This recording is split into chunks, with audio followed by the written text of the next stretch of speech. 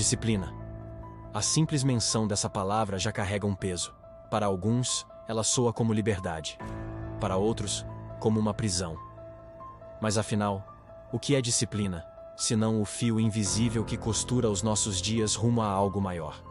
Em tempos onde a distração é a moeda mais valiosa e o conforto se tornou um ídolo moderno, a disciplina parece um ato de rebelião, um ato quase heróico. E talvez por isso, ela tenha sido elevada, desde a antiguidade, à categoria de virtude pelos estoicos. Vivemos numa era de gratificação instantânea. Pedimos comida com um clique, mudamos de série antes mesmo da anterior terminar. Desistimos de um livro nos primeiros capítulos porque ele não nos capturou imediatamente. Somos uma geração que venera a liberdade, mas teme os sacrifícios que ela exige. E ainda assim, paradoxalmente, ansiamos por controle, por propósito, por um sentido maior que vá além dos impulsos momentâneos. E é aqui que a disciplina se revela não como uma corrente, mas como uma chave. Uma chave que abre portas internas que poucos ousam sequer bater. A disciplina, quando compreendida à luz do estoicismo, deixa de ser castigo e passa a ser arte. A arte do autocontrole. Para os estoicos, disciplina não era uma questão de força bruta, mas de clareza, de consciência. Eles não buscavam o domínio sobre o corpo apenas por estética ou vaidade, mas porque sabiam que ao dominar o corpo, dominavam também os impulsos. E ao dominar os impulsos, se libertavam das amarras invisíveis que conduzem a maioria das pessoas à ruína silenciosa. Epicteto, um dos grandes nomes do estoicismo, dizia: "Nenhum homem é livre se não for senhor de si mesmo." Ele, que foi escravo na juventude, entendia como poucos a diferença entre liberdade externa e interna. E talvez por isso, compreendeu que a verdadeira prisão não está nas correntes que nos prendem por fora, mas nas paixões desgovernadas que nos comandam por dentro. A disciplina não é natural, não nasce conosco. O que nasce conosco são os desejos, os medos, a vontade de adiar, o impulso de desistir. A disciplina é, portanto, uma construção, uma escolha diária. E como toda construção, ela exige repetição, persistência, uma certa dose de renúncia. Mas não aquela renúncia amarga, carregada de ressentimento. Trata-se de uma renúncia madura, como quem entende que abrir mão de algo pequeno agora é necessário para conquistar algo imensamente maior depois.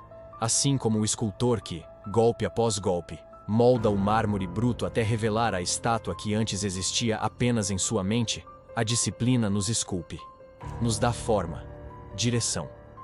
Mas para sermos disciplinados, precisamos antes saber para onde estamos indo.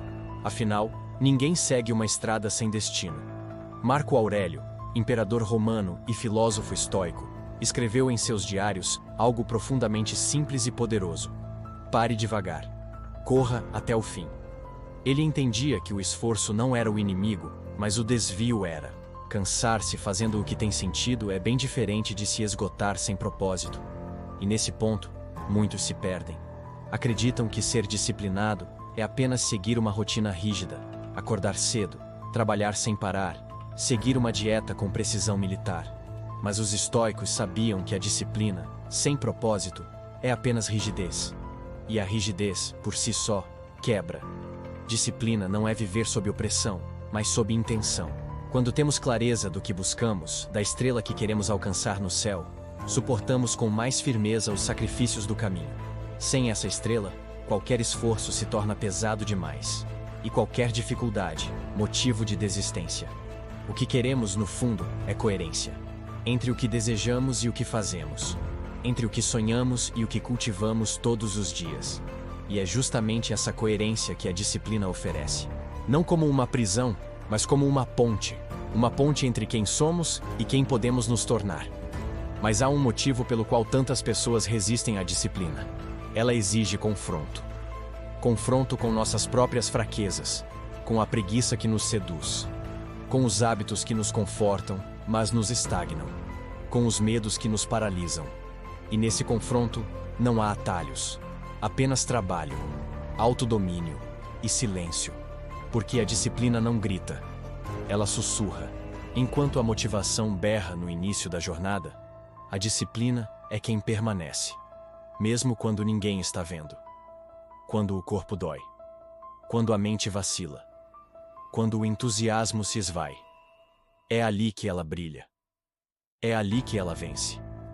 Não é à toa que a palavra disciplina compartilha raízes com discípulo. Ser disciplinado é, de certo modo, tornar-se discípulo de si mesmo, do seu propósito, da sua missão.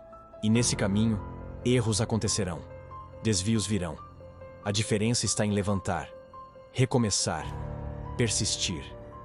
Os estoicos não buscavam perfeição, buscavam constância.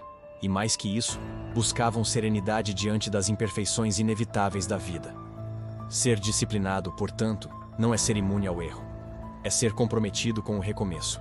E se olharmos para a história da humanidade, perceberemos que os maiores feitos, os saltos mais impressionantes da nossa espécie, vieram não de momentos de pura genialidade isolada, mas de constância, de paciência, de disciplina, da construção silenciosa de hábitos, valores, estruturas, da repetição quase sagrada de atos simples, mas cheios de intenção. Civilizações foram erguidas tijolo a tijolo. Descobertas científicas nasceram de experimentos metódicos e muitas vezes frustrantes.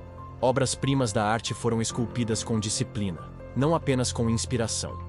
E é por isso que a disciplina é, talvez, o maior presente que podemos nos dar. Porque é ela que transforma o potencial em realização, o sonho em legado. Vivemos hoje numa cultura que romantiza o talento, mas negligencia o esforço, que exalta o dom, mas esquece a prática, que idolatra a genialidade, mas despreza a rotina. Mas os estoicos sabiam que nenhum homem se eleva acima do comum sem autodisciplina. E mais, sabiam que o prazer imediato muitas vezes é o inimigo do bem duradouro. Eles pregavam o domínio sobre si mesmo, não por moralismo, mas por liberdade. Porque aquele que domina a si mesmo não é escravo de mais nada, nem das circunstâncias, nem dos vícios, nem da opinião alheia. Se queremos de fato construir uma vida com significado, precisamos olhar para a disciplina não como um fardo, mas como um farol. Algo que guia nossos passos em meio à neblina da dúvida, da procrastinação, do excesso de estímulos modernos. E para isso, precisamos cultivar esse autocontrole todos os dias. Começando pequeno, escolhendo não adiar aquela tarefa, recusando o prazer momentâneo que sabota um objetivo maior, persistindo um pouco mais, mesmo quando a vontade de desistir se faz presente. O estoicismo nos ensina que a vida é curta demais para ser desperdiçada, que cada dia conta, que a disciplina, longe de ser um sacrifício vazio, é uma forma de honrar o tempo que nos foi dado. E talvez essa seja a maior lição. Que viver com disciplina é viver com intenção. E viver com intenção é, no fim, a única maneira de realmente viver. Então, antes de encerrar, eu te convido a refletir. Qual é a estrela que brilha no seu céu? Qual é o propósito que merece sua disciplina? Porque sem esse norte, qualquer caminho serve. Mas com ele, cada passo ganha sentido. A verdadeira liberdade não está em fazer tudo o que se quer, mas em ter poder sobre si mesmo para fazer o que é necessário. E isso, meu amigo, minha amiga, é a arte do autocontrole. Se você gostou dessa reflexão e quer continuar explorando os mistérios da alma humana, da filosofia e da história da nossa espécie, inscreva-se aqui no canal Dexter Mistérios. Aqui, a cada vídeo, vamos mais fundo, até onde nossa curiosidade e consciência permitirem. Até a próxima.